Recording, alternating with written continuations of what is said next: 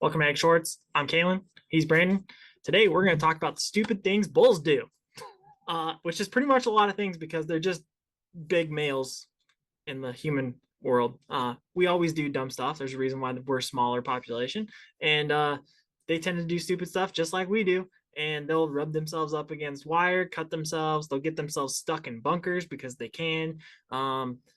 They'll they'll fight and then they break themselves and we can't use them anymore and then they turn into hamburger eventually. What other stupid things did I do? They destroy fences. Yeah. You name it. I mean, they're just great big third graders. Yeah.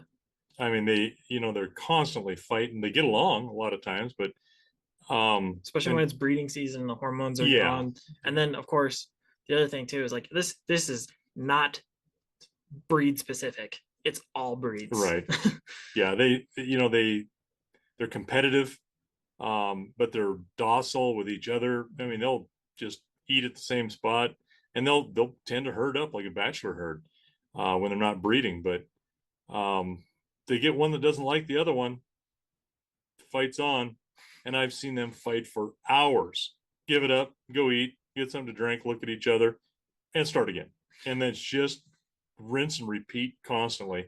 Uh, and like Calen said, they can break legs. They certainly bang each other up to the point where they lame each other, or somebody gets lame and is limping around and takes time to recover. And sometimes they don't. You've got to go do something with them, like send them to town. So, if they're breeding and one bull will actually knock another bull off of a cow who's breeding or actively breeding her, if they're that close, with that competition for, whose genetics get to be put out for more posterity and more progeny. So it's it's just something you deal with, and they are constantly, seems like they're always rubbing their big friggin' butts or heads on whatever they can. We even had one that busted a dead man for a guy wire on a power pole.